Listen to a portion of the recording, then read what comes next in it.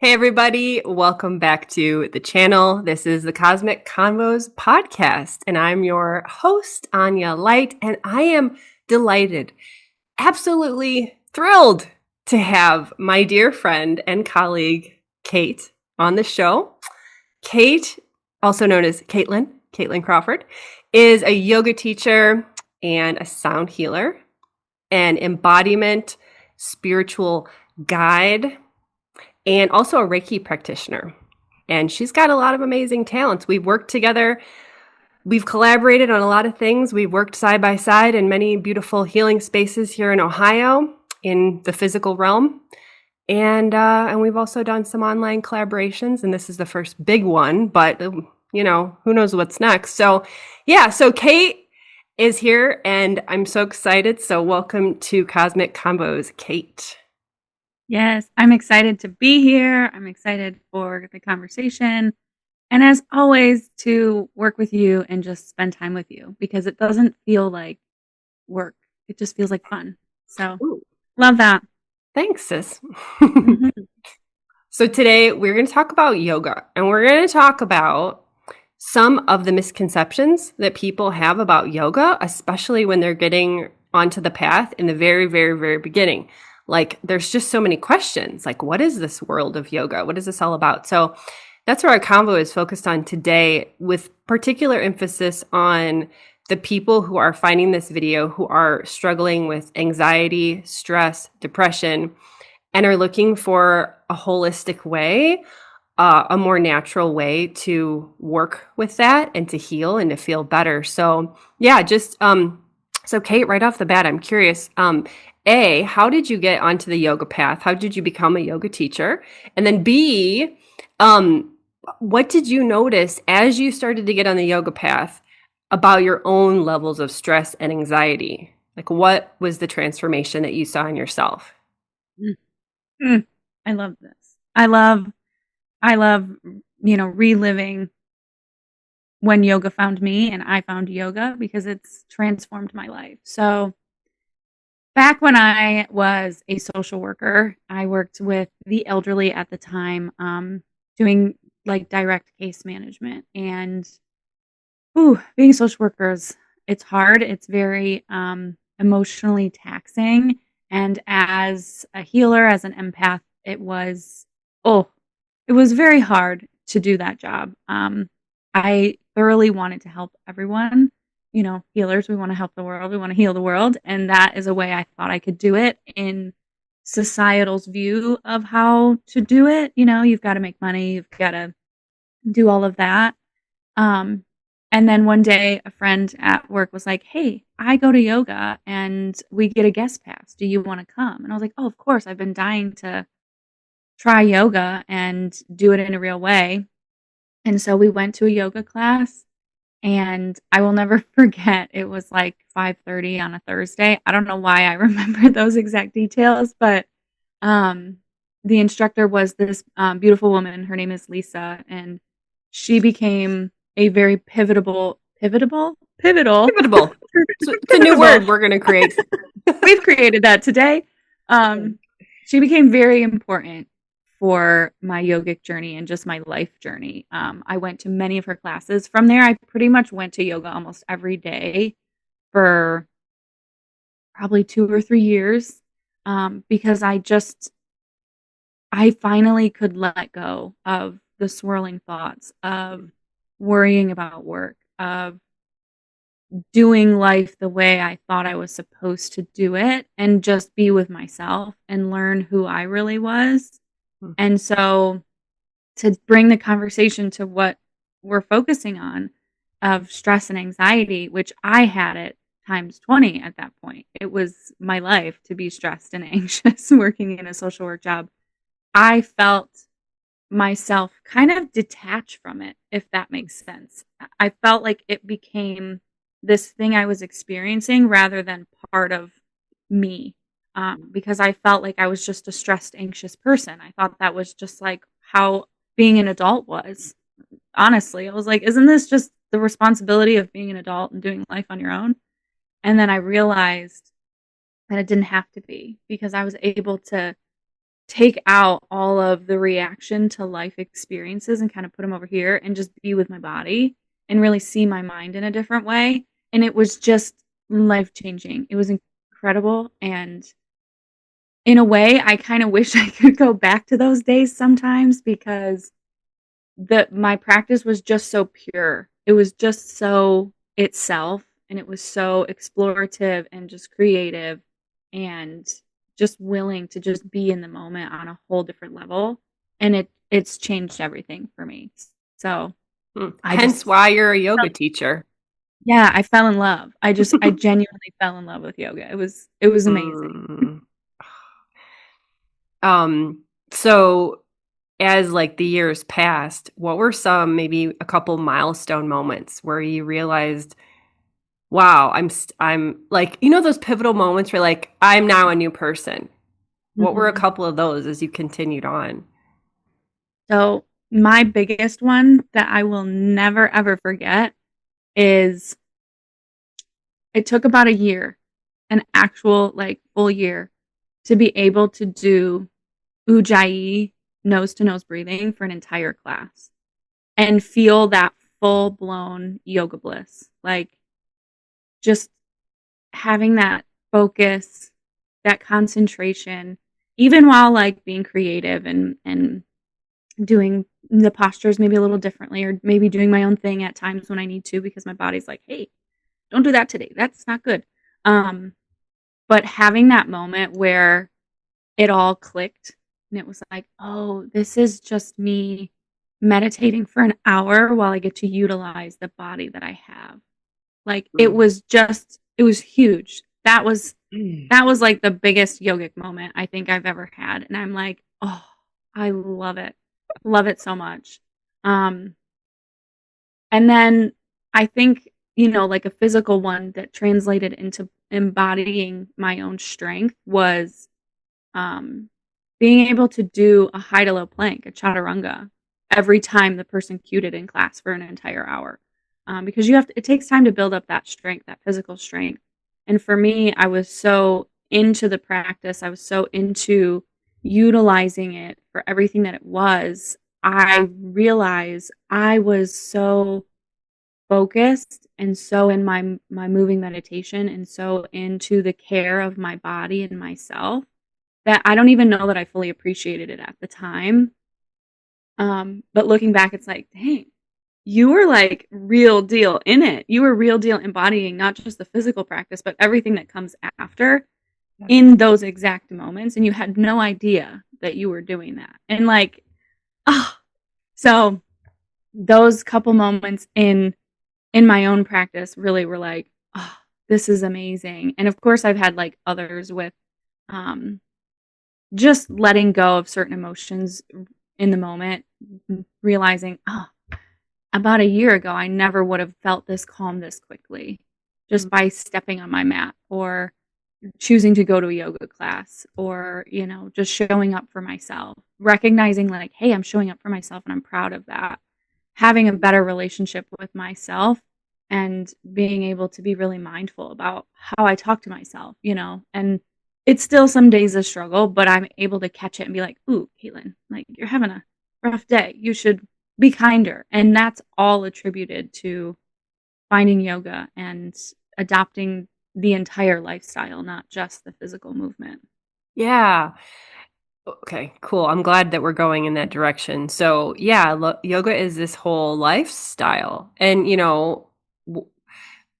I'm sure 99.9% of people don't know that getting into it. Why would you know that? It's like you just think, oh, yeah, it's just an exercise thing, But then you go along the path and you're like, wow, this encompasses everything. Like with your first story, it was like the breath was like this epiphany for you. Like, oh, breathing. Like, really? Yeah. And so one of the things that I love about your classes too, I've taken many of Kate's yoga classes, is like you not only cue how the body could move and what postures to be in physically with the physical body, but you also like attend to the mind and like the emotions and giving us ideas for different affirmations and different ways that we can talk to ourselves during the practice. And I'd love to talk a little bit more about that, because I feel like people these days are really focused on rewiring their brains to like, being more aware of how we're speaking to ourselves. So could you give some like practical, just for anyone who's like brand new to yoga, who's, going to different classes, maybe online, both in person, what are some ways that you can incorporate that self-talk into the practice? Mm-hmm. I love this question because the evolution of yoga in my life has become like, I focus a lot on mindset now, and it's because it's the most empowering thing, and it shows up everywhere. And so I noticed a lot of times when you go from one side to the other, your right foot's forward and then your left foot comes forward, and you're doing warrior two on both sides. You can see students' faces change because one side doesn't do it the same way as the other side. So one of my pretty regular cues is to notice the difference from this side from the last one. I just call it out. Some teachers won't always call it out. I just call it out. I'm like, you're probably thinking, wow, I'm not going as deep, or this side feels different, or this side aches, or maybe this side is the better side than the other side. And so I'm like, let it be different. Let it be different, because both sides are worthy of this practice. Both sides are worthy of utilizing your body. So that's a big one that I do a lot. And especially in like restoratives and yin classes, I always weave in some sort of theme throughout, even in power and energizing classes. But sometimes the excitement of just moving, I'm just up there like we're having kind of a party. But utilizing, like picking what I always plan a theme, and it like 95% of the time changes in the moment, because the energy of the room is always different than what you think it's going to be, especially if you planned like a couple days before. And so a lot of times I'll have the students say an intention for class or release something that they need to release. And then I'll utilize that as a way to encourage them to actually practice letting it go. And give them the tools of, say in your head, I'm letting this go. I'm releasing this. I'm letting go of fear today. I'm creating space for something new by letting go of my fear, which, I give them different options. And then of course they can create their own in their head.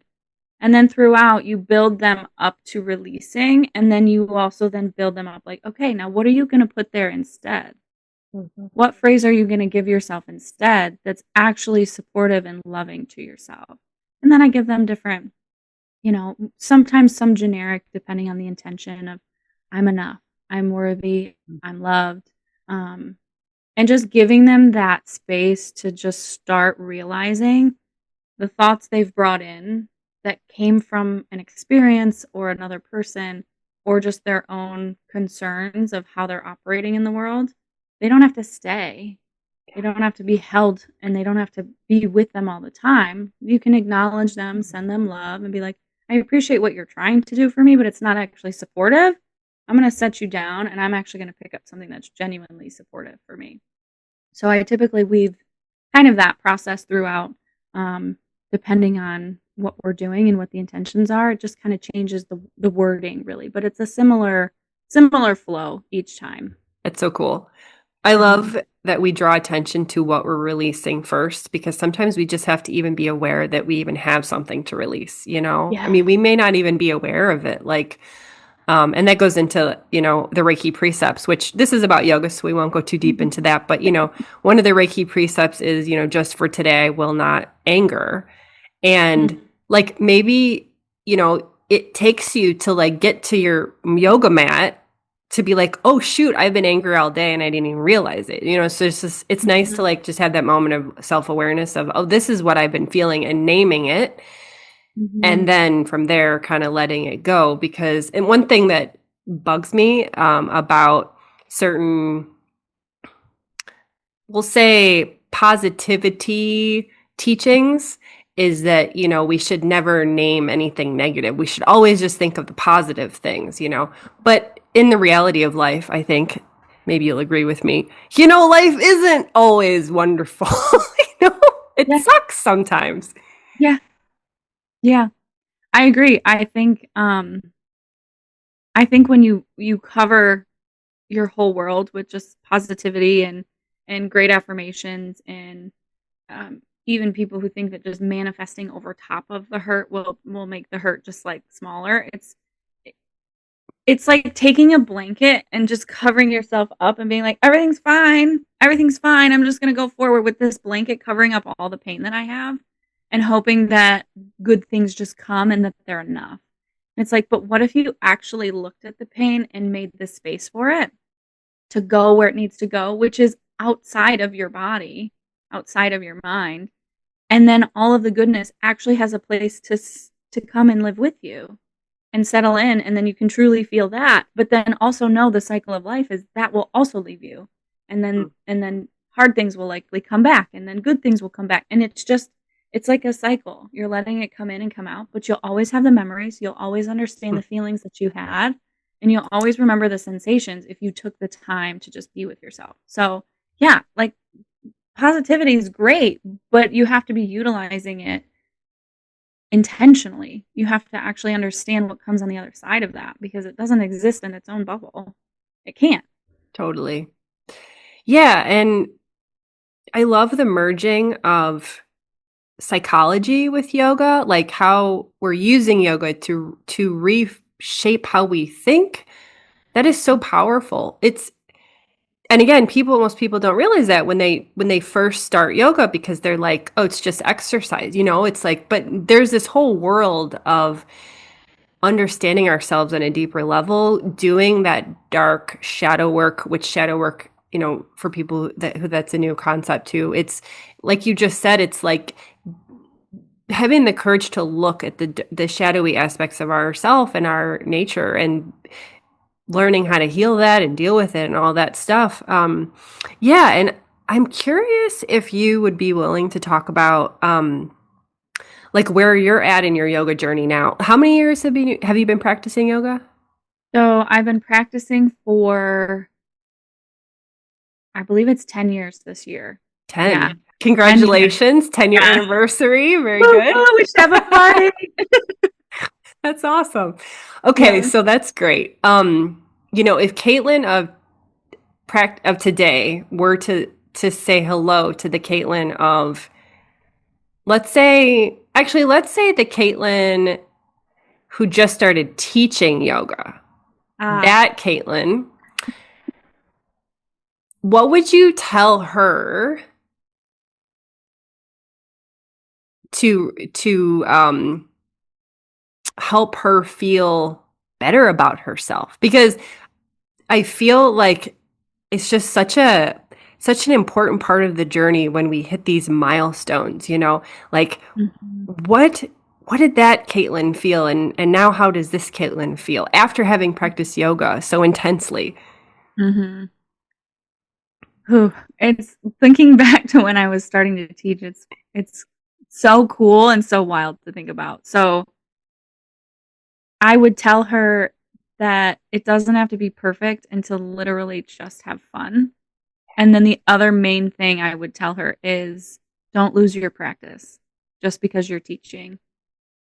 Because Mm. a huge thing that I think a lot of, and maybe I just haven't hit that corner of the internet, but I think a lot of people don't really recognize is when you become a yoga instructor, you typically lose your practice for a while, if not a long while, because all of your energy goes to having great classes, giving up, your energy in your classes, which is what you want to do because you want them to fall in love with yoga, to get rid of their anxiety, to, learn how to manage their anxiety and a myriad of other things as well. But you then think, oh, well, I should go practice, and you're just too tired.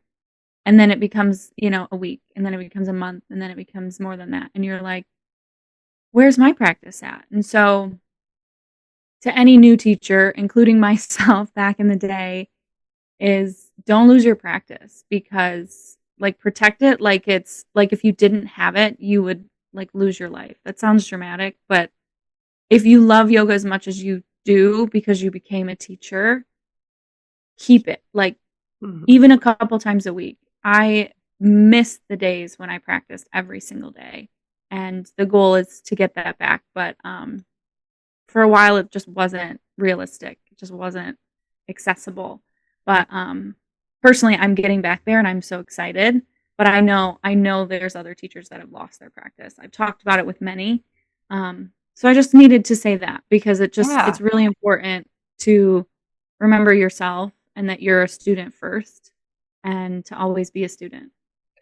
Thank you. Okay, so the reason that I kind of went on a little detour into talking about yoga teacher philosophy is that for the new yoga practitioners out there, you know, when you're looking for yoga teachers who inspire you, you want to look for what Kaitlin was just saying, which is, are they having fun in their practice? You mentioned that. Like, are they regularly practicing yoga themselves? Like, ideally they are.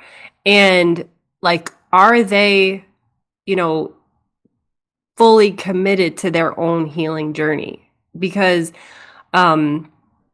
unfortunately, we live in a world where a lot of different healers and spiritual guides and wellness coaches and all that, maybe they talk a good game, but are they actually like living it fully? So just to say that, you know, what Kaitlin was describing, that kind of teacher that has that kind of commitment, focus, drive, and also like, could you talk a little bit more about the fun aspect? Because I would like to hear about that. Like, Yeah.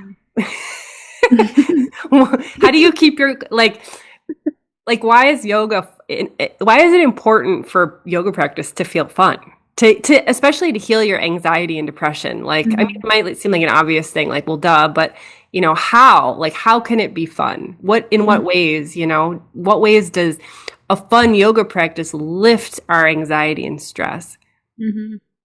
Okay, so you know me, but for everyone who's watching who doesn't know me, I bring joy everywhere I go. In my 200-hour teacher training, they nicknamed me Joy because I giggle, I laugh, I joke, and I just embody just being in a space of welcoming in happiness and fun and connection with people in that way.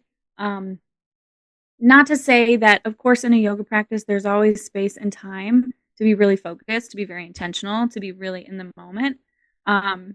But also being lighthearted with yourself. Like kind of the example of, you know, your right side being this wonderful, you can go really deep in your, you know, warrior one, your warrior twos. And then the left side is not so deep and you're in your head about it. It's like, okay, I'm going to call you out. And then are you able to actually like kind of shake that off and just like, okay, yeah, like it's fine. I'm doing great. Ways in which I bring joy into class and fun into class. I stumble on my words often. Because I just get so excited that I just kind of, I don't know, my mouth is like, oh. So I do that and then I chuckle or I crack a joke and then I keep going. I also, you know, just going into the different postures. And then I'm like, all right, we're going into this one again. And I just make it like, you're going to experience discomfort in chair for like the 10th time in the last 5 minutes. But can you have a moment, even just a moment of like, okay, it's fun. Like we're good. Everything's going to be okay. And so I'll make a face at people or I'll do like a little jig or do a little dance through the room. Especially with energetic classes, because I don't stay on my mat. I never stay on my mat. I normally don't even put a mat out. I'll just walk around the room and just like do weird things or I'll dance and stuff. And just to remind people that, yeah, you're really focused on your body and that's beautiful. And I love that and I respect that. But also, if you catch a glance of me doing a little jig or you hear the joke, it's okay to laugh and have a lighthearted moment and then go back into your intention if you need to, or stay in the joy. Whichever feels right, you'll know. But without that in the room, how do they know if joy can be part of it? How do they know if, having that chuckle actually makes them feel better? So, not to like force every teacher to crack a joke, because some of y'all, it might be hard if it's not like what you normally do, but being able to try to bring in a little lightness somewhere, whether that's with your music or with, how you represent the movement, or if you like fall out of something, call it out and chuckle and be like, "Oh gosh, that's actually challenging. Okay, let's come up and let's do it again." Like whatever you might need to do that makes you feel, "Okay, let's bring some like light energy into the room." So, there's many ways to do it. I do them all, but I've been doing that my whole life. I love that. Yeah, it's just a natural extension of who you are, Kate. So Yes. totally. But yeah, I mean, I think yoga can feel kind of maybe super serious sometimes, and maybe that doesn't always fit some personalities of yoga students. Like maybe some people need the lighthearted. Maybe some people do need the serious too. Like there was a yoga teacher for every mood or personality. When I started taking yoga classes, like the exercise part of yoga, my teacher was literally like an army, no, Marine, I'll say Marine drill sergeant. Like he was like barking orders at us and like so meticulous about everything. And it was honestly, it was hell, but I was the most physically fit I've ever been in my life during that period of time. But also at the same time, I will tell you that um, I sometimes it went too far for me. And at the time, I was still pretty laden with a lot of trauma. And there was a couple points when what was happening in the class was actually re-triggering trauma. And I didn't speak up. I didn't like leave the class. Looking back, I ideally would have excused myself and gone to a quiet space alone to cry or breathe or something, but I didn't know that that's what I needed to do, and so I just kept going. So this is just, for newbies out there, like you have full permission to leave a yoga class if you don't like what's happening. You can literally like get up and go, and that's actually great because you don't want to trigger yourself. And sometimes the postures can be triggering. Like, for example, this is kind of an intense example, but if you've had like sexual abuse, some of the poses, like you're probably not going to get feeling good in them. You're going to get weirded out, and it's going to bring up stuff that's like too much for that space, like with other people around. Maybe it's okay to feel that stuff if you're alone in a safer space. You know what I'm saying? But so this is just to say, like, giving permission to students to take what they need from a class and not feel like I have to do everything the instructor is saying and I can't leave and I can't stop and all that. So, yeah. Yeah. Anything else you want to add to that with like encouraging people to just kind of, especially if they're there to heal anxiety and depression, like, how, just to give people some encouragement that that space is theirs. Yeah. I actually have so much to say on this. I'll, say what's necessary. Um, in my classes, I tell everyone, take what you need, leave what you don't, because you know your body better than me. Yeah, I'm a trained yoga instructor. I understand the body. I understand, in these postures where things should go roughly, because everybody is different. Every body is different. So your warrior two is going to look different than mine. That's going to look different than yours, Anya. That's going to look different than the next person. So go to your depth, go to your edge. If today that level of challenge is what you need. So even from when I taught before to when teaching power now, especially like energizing classes, the language I use is so much different. And it's so important. And I tell people, I'm like, if you get to a point where laying down in Shavasana for the rest of class is what you need to do, I will not be offended, because it's not my practice. It's your practice. I just get the honor of guiding you and challenging you with certain posture combinations to see if that's what you want to do. Now, I will always encourage you to try it, to be challenged, but you'll know when you need to either back off, stop, or go further. it's really interesting that this came up because I actually very randomly, a couple of my friends were like, hey, we're going to a yoga class and it's a $10 drop-in. This was literally just yesterday. And they're like, do you want to go? And I'm like, oh, yeah. And they're like, it's hot yoga. And I know you've been wanting to do more hot yoga. And I'm like, oh, yes, I want to sweat it out. This is going to be fantastic. And so I went to a studio in the area that I've actually never gone to before.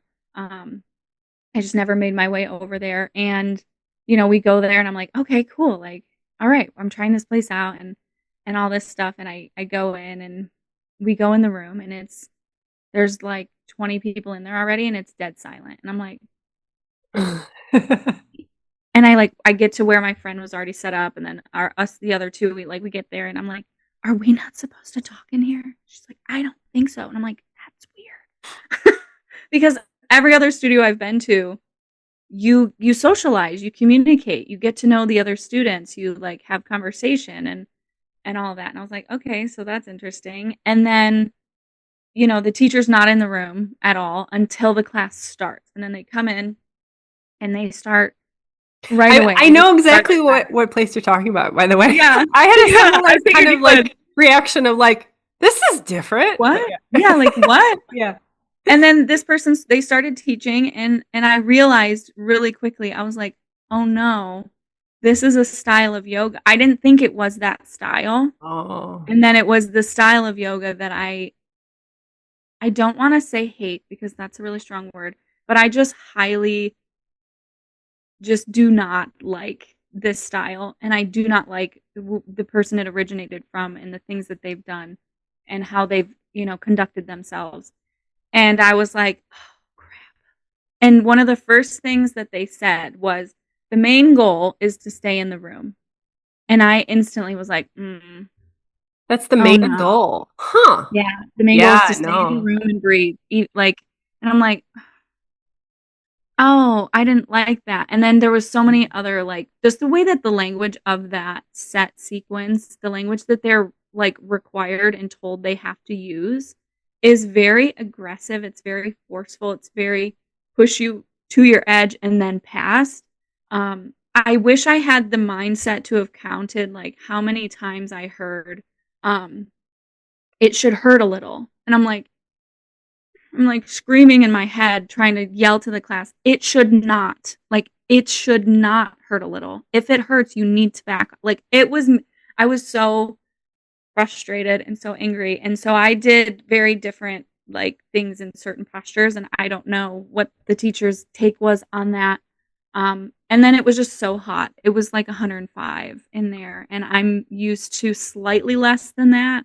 Plus I'm just getting back into hot rooms for hot exercising. And so for a while I just like laid on the floor, but I wanted to leave. Like the main point of this was I wanted to leave, but based on that first comment, even as a seasoned yogi and a teacher myself, I felt like I couldn't leave the room. I felt like I shouldn't because he was like, well, the main goal is to not leave and just breathe. And I was like, well, if I just lay here and breathe, I'll be fine. And then I realized I'm like, but I want to leave, but I feel like the shame of leaving will be too great for me.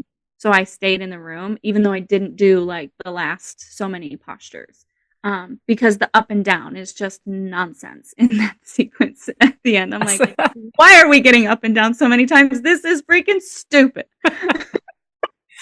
Okay, you highlighted such a wonderful point, which is we all, even if we've been on this yoga path a long time, we can still get trapped in fear of what other people think of us. Mm-hmm. That's powerful what you just shared. And especially for the new people in yoga who have no idea what it's like, who have no concept of different styles. Like if I can just imagine a person brand spanking new to yoga walking into a class like that and being like traumatized. And I'm not exaggerating, literally traumatized. So, yeah, do your research before you go to a class. Like read the blurb. There's probably a website or social media page or something where it's going to give a description of like how the class feels and, what the focus is. And if it says stuff like, I don't know, we're going to chisel your abs and it's going to hurt, like, I don't know. Maybe you don't want to go to that one or maybe you do. I don't know. But I don't know. And that, like, that's the other main point of, if you end up in a space like that where you don't like the style of yoga, whether it's, something similar to what I've just described, or it's a vinyasa style and you don't like it, or something like that. Don't give up on yoga just because you found what you didn't like. You just found what you didn't like. So now you have to continue exploring and find what you do like. And, if you feel up to trying all of the different types, just be mindful that some of them are going to piss you off. Some of them are going to trigger you. And it's okay, depending on the day, if you feel comfortable to sit with your triggers in that space. But if you don't, you're allowed to walk out. And that comes from a person who literally just went to a class yesterday and didn't walk out even when I wanted to. Because sometimes it feels like the biggest, hardest choice in the moment. And you just have to choose the best option. And I chose the best option, and I survived. And I think in a way, my body is grateful for having that extra time to like sweat out some toxins and detox and doing it in my own way. But I recognized right away, thankful to yoga giving me that awareness of like, oh, I'm feeling weird about this and I don't know how to move forward, but I think the best route is to just lay here. So I'm just just going to lay here. So, and if you have questions about different styles of yoga that you're thinking about taking, you can ask us, you can ask other yoga teachers online. Depending on, their size of their audience, they may or may not respond to you directly, but ask people in your area. Ask your yoga teachers in your area, like, hey, there's these other studios. Can you just explain to me the different styles of yoga if you know, like, that's at your studio? And then maybe you call the next one, like, what is this? Could you give me an example? Or look it up on YouTube. There are so many examples of all the styles, and just figure out like, I'm willing to try that, or I'm not willing to try that right now. And just be mindful of the heat. I love heat, but if your body's not ready for it, easing into it is a great thing. And that's good too. Just as a caveat. Yes. Also, too, there's different vibes between studios themselves, different, like, or some studios run things very differently than other, like, I mean, one thing that we collaborated on in the past is we worked at a space together that used the gift economy, which was basically like donation based yoga classes. It's a different mood, it's a different vibe than a different place that is, has a set fee. Stuff like that. There's a wide variety, different feelings. And also too, ideally, you are out there, new yoga person, are going to find a space that feels more like a tribe or like a family feeling, or just a place that you feel really comfortable in your own skin, like that you don't have to try to impress people or be anything other than you are, ideally. So like, if you haven't found that kind of space yet, keep looking, because you probably will eventually find it. I mean, ideally you will. I guess unless you live in like a very rural area, then you may not have a lot of options. But even then, you can probably find a YouTube teacher. Kaitlin is one such. And I forgot to mention that in the beginning of my introduction with her, is she has an amazing YouTube channel that, we'll talk, let's talk about that. Let's transition into that. So how did your YouTube journey start, teaching yoga on YouTube? And just giving a little bit of like background into that whole process. Like, how did that begin for you? Yeah. So it starts with my love-hate relationship with the internet and social media, to be honest. I have known for many years, don't even know how many years, that the likelihood of me being a presence online was a thing. But I resisted because the internet's kind of crazy place. But I eventually, last year was like, all right, I've got to try this. I've got to do this. And at the time I was learning how to create a course online. So I've made my first course, and I'm so proud of that. I'm so excited for that. We're going to link to your course somewhere up here right now. Yeah. Yes. So I realized though, in creating that, I was like, I'd love to have a YouTube. Because I love YouTube. I treat YouTube kind of like TV more than I treat TV like TV at this point. So I love supporting people who've made it their life to create really beautiful, fun, um, educational, interesting content. So I decided, I was like, you know what, I think I want to do this too. And so I started posting, and I started recording literally in this room. um, and it's been really, really fun. And there's always something that you can do differently. There's always a new way of doing that. And so I've just been able to kind of play around with what I like, what classes people like. And it's, oh my gosh, Anya and I talk about these days how much time she spends researching YouTube things. And I kind of took a break researching things and doing all of that. But I have started back in like, okay, I want to post really intentional classes and like what do people need right now? Because I want it to be something that y'all actually need and want to see, while also putting my fun spin and twist into it because it's me and I've got to do that. So there's plenty of classes. There's energizing, there's calming, there's meditations as well, actually, because meditations are like, I love meditating. It's fantastic. That is like the second evolution of my yogic journey where you do the asana for a while and then you're like, okay, I feel like I'm really calm. How do I do this outside of that? And so I found meditation, and then, everything exploded in Technicolor after that. So, yeah. What could be a benefit for people in terms of partaking of your online YouTube yoga offerings, or anyone, any teacher, yoga teachers, online offerings, as opposed to in person? Like, how could that be a benefit, especially if, you're going through a deep healing journey? Mm-hmm. I am always a high advocate for making things your own and what you need them to be. So being part of my YouTube online space gives you full grace and space to add in what you need, and take out what you don't, while doing it in the comfort of your pajamas if you need to, of the comfort of your home with your pets, or maybe you shut yourself in a room away from your pets and your kids for, even just 30 minutes, even 15 minutes, because you need that time and space to really be with yourself. I love journaling.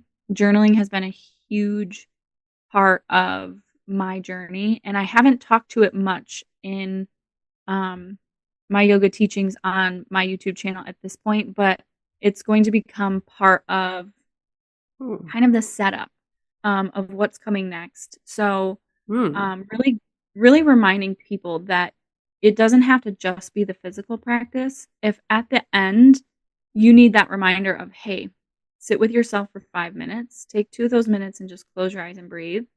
And then take 3 minutes to ask yourself these 2 questions today. And take a moment to reflect and take your practice that much deeper. And you can do that at home. You can do that maybe in a friend's home. If you both are like, let's watch this together. Let's do this together. And then you've invited that healing in, and you've invited yourself to go deeper without feeling like you have to leave class by a certain point because the next class is coming in. Or, you want to go deeper, but you don't have this space and time to, do that because you have to get home because you only have so much time to get home and then do this next thing. But where if you were already home, that drive time, that 20 minutes or whatever it might be, is time for you to integrate and then decompress and then get up and continue into your day. Yoga studios and going to classes is fantastic. I love it. But there's sometimes a time and place or days when doing it at home is just better. It gives you that integration time and that self-care time in a different way. Totally. So, yeah. I love what you said about you could just do it with your friends in your home. That might be fun for people. Like, oh, get together with my couple of my closest friends and we're all going to do yoga together, especially if everyone's kind of more newer to it. Like it could just end up being this giggle fest, in the best possible way. Like, as we like clumsily like try to balance on one foot and fall and like it's just I love that idea of like a yoga party for friends and something like that. Yeah. Cool. Yeah. Love it. All right. So I'm starting to feel that we are moving towards the end of our chat. And I'm wondering, is there anything else on your heart that you would like to share? Any words of encouragement for our viewers, helping them to feel more comfortable exploring this world of yoga? Just go for it. Like, honestly, Just do it. Just go for it. Yeah. Like, truthfully, yes, do your research, like we said, on spaces. But if you're in a space where you're feeling really curious and really like creative in its own way, even if you don't take a class, be willing to show up to a place and like have a conversation about the space in person if you have that kind of time. Because you can really understand the energetics of somewhere based on how they interact with you when you just want to tour, when you just want to understand the space. I'm an energy person. I'm a woo-woo person. So I can tell things pretty quickly when I walk into a space, how I'm greeted and how, that goes down. And of course, even with a kind of funky one, I'd be willing to come back and see if it's the same a second time, just because sometimes people are having a bad day. Sometimes, the people at the front are like, they have a life too and they have things happen, but it does show you a lot. So be willing to just be awake and aware as you do that. And also know you can do anything. You can literally do anything. Your body can move in ways you don't realize it can move. And for the love of everything, you do not have to be flexible to go to yoga. Oh my gosh. You can, if it's your goal, you can get flexible by being in yoga. But I dare say that mobility is more important. Strength with flexibility, because you want your body to work long term, not just be able to stretch and be open just for funsies. So go. Yeah, I mean, we could go into that topic too, but like, I almost want to title the interview, "You Don't Have to Be Flexible to Do Yoga," because it's like, we will. So important. Yeah, maybe we will. But yeah, just take a leap and try, and you're more capable than you realize. And yoga it's an experience, it's a practice. You're never going to master it. So someone who tells you that you're going to master it, maybe go to a different space.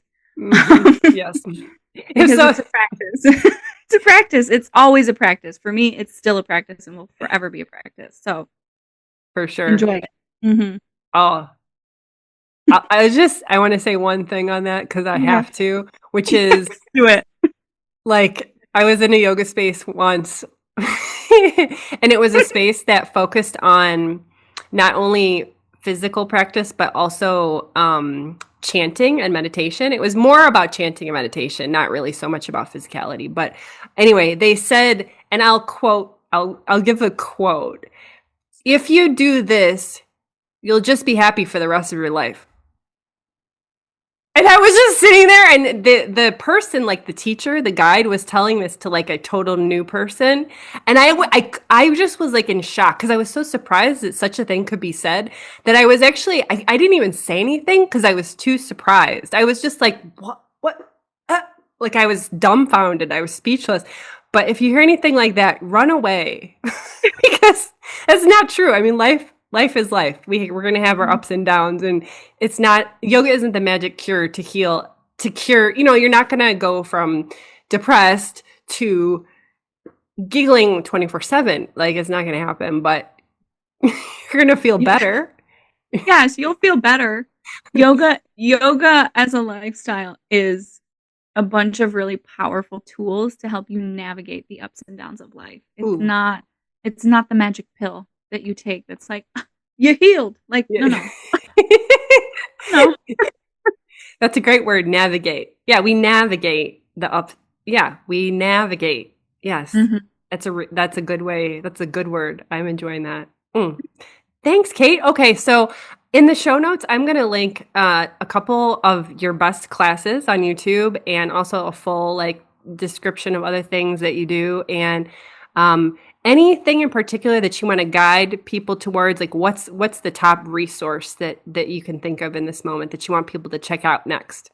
Um, I mean, my YouTube, of course, but if you are interested in kind of looking at how to utilize yoga, meditation, journaling, and a way to bring that into mindset shifting and trying to have that more powerful relationship with yourself, that's what my course is about. It's a 7-day mindset shift. Yeah. So you can utilize these practices to really understand where you're starting at and just kind of get an understanding of like where your mind really is and the things that you maybe want to adapt and improve upon as you move through understanding how to be with your body, understanding how to, just take a look at your mind and understand what it's doing, and then taking time to sit and write and be with yourself. So What's the that is a course great, called? it is the 7-day mindset shift. The 7-day mindset shift. That's Yeah, fun. plain and simple. Plain and simple gets you right to the point because, Cool. yeah, that's what we're here for. Just getting to the point and helping you just have a better relationship with yourself so you can giggle and be happy in a yoga class when you need to be Yay. and embrace those feelings as they arise. Yes. Ah! Well, thank you, Miss Kaitlin Crawford. You are a true delight to my soul, to my heart. And I thoroughly enjoyed our conversation, and I am sure our viewers did as well. So go check out Caitlin's course and her YouTube offerings, and we'll see you again in the next episode of Cosmic Convos. Give us some feedback in the comments what you thought of this conversation. And if you have any questions for Kate, leave them in the comments below, and she'll pop in and reply to whatever questions that you may have. Okay, so thanks, Kate, and we'll see everybody in the next video. Bye for now. Thank you. Bye, everybody. We did it.